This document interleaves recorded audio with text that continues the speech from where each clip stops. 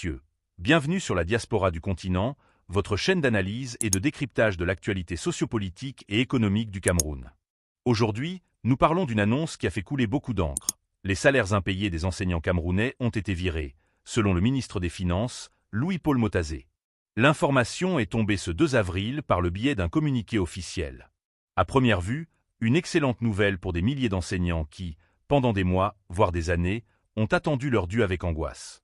Mais derrière cette annonce, plusieurs questions se posent.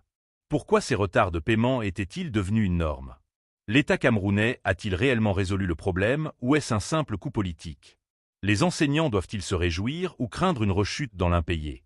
Un reportage exclusif signé la diaspora du continent. Un problème ancien, quand l'enseignement devient un parcours du combattant. Images d'archives des grèves des enseignants, témoignages de professeurs, infographie sur l'évolution des arriérés de salaire. Avant de parler de cette soudaine générosité du gouvernement, revenons un instant en arrière. Depuis plusieurs années, les enseignants camerounais vivent une situation invraisemblable. Ils travaillent, enseignent, forment la jeunesse, mais ne sont pas payés à temps.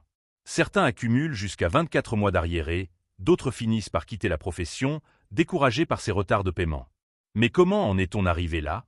Le problème vient d'une mauvaise gestion structurelle des finances publiques. À chaque fin de mois, au lieu de recevoir leur salaire comme tous les autres fonctionnaires, des milliers d'enseignants sont forcés d'attendre des semaines, voire des mois, que l'État trouve les fonds nécessaires. Et pourtant, pendant ce temps, les hauts fonctionnaires et certains responsables politiques ne semblent pas avoir de problème pour percevoir leur salaire et leurs nombreux avantages. 3.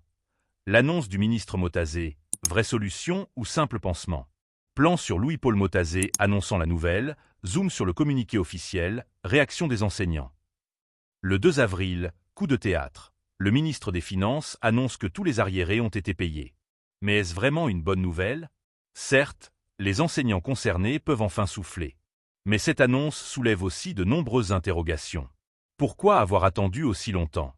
Pourquoi ce problème revient-il encore et encore? Et surtout, est-ce que cette situation ne risque pas de se reproduire dans quelques mois? Car soyons clairs, payer des enseignants n'est pas un cadeau, c'est une obligation. Réaction sur le terrain, entre soulagement et scepticisme. Interview d'enseignants, réaction des syndicats, analyse d'économistes. Face à cette annonce, les réactions sont mitigées. Certains enseignants, soulagés, voient enfin une lueur d'espoir. C'est une bonne chose, on ne va pas cracher dessus. Mais il a fallu des années de souffrance pour en arriver là. D'autres restent beaucoup plus sceptiques. Salaires impayés. L'annonce qui change tout? Un reportage exclusif de la diaspora du continent. Introduction, une annonce qui fait du bruit. Musique d'ambiance, images d'enseignants dans les salles de classe, plans sur des manifestants, coupures de journaux sur les grèves passées. Mesdames et messieurs, bienvenue sur la diaspora du continent, votre chaîne d'analyse et de décryptage de l'actualité sociopolitique et économique du Cameroun. Aujourd'hui, nous parlons d'une annonce qui a fait couler beaucoup d'encre. Les salaires impayés des enseignants camerounais ont été virés, selon le ministre des Finances, Louis-Paul Motazé. L'information est tombée ce 2 avril par le biais d'un communiqué officiel. À première vue, une excellente nouvelle pour des milliers d'enseignants qui, pendant des mois, voire des années, ont attendu leur dû avec angoisse. Mais derrière cette annonce, plusieurs questions se posent. Pourquoi ces retards de paiement étaient-ils devenus une norme? L'État camerounais a-t-il réellement résolu le problème ou est-ce un simple coup politique? Les enseignants doivent-ils se réjouir ou craindre une rechute dans l'impayé? Un reportage exclusif signé la diaspora du continent. Un problème ancien, quand l'enseignement devient un parcours du combattant. Images d'archives des grèves des enseignants, témoignages de professeurs, infographie sur l'évolution des arriérés de salaire.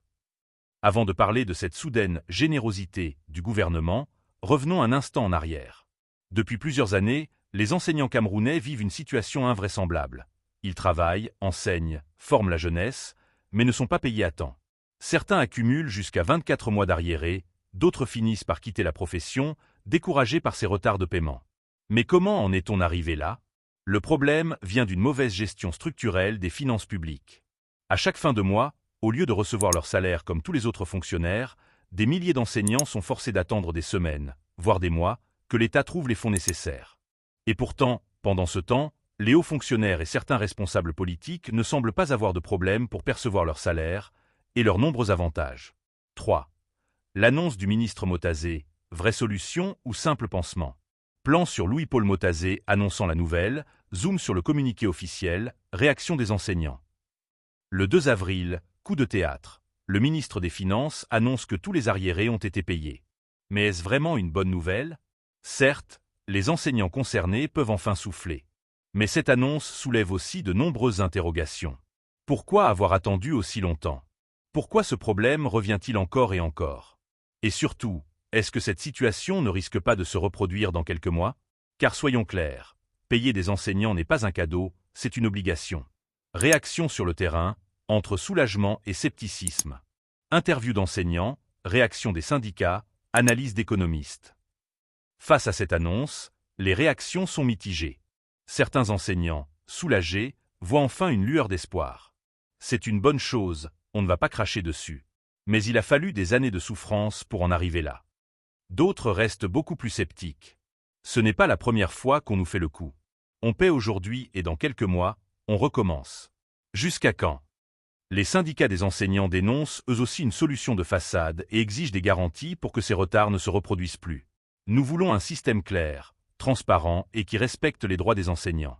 Sinon, ce sera encore des grèves et des manifestations. La face cachée de l'annonce, calcul politique ou simple hasard. Images d'analystes politiques, déclarations de membres du gouvernement, archives des élections passées. Ce qui intrigue, c'est le timing de cette annonce. Pourquoi maintenant? Pourquoi le gouvernement, qui peinait à payer les enseignants depuis des mois, trouve-t-il soudainement l'argent pour solder ses dettes? Beaucoup y voient une manœuvre politique. À l'approche de nouvelles échéances électorales, le gouvernement aurait tout intérêt à calmer les tensions sociales et éviter de nouvelles grèves massives.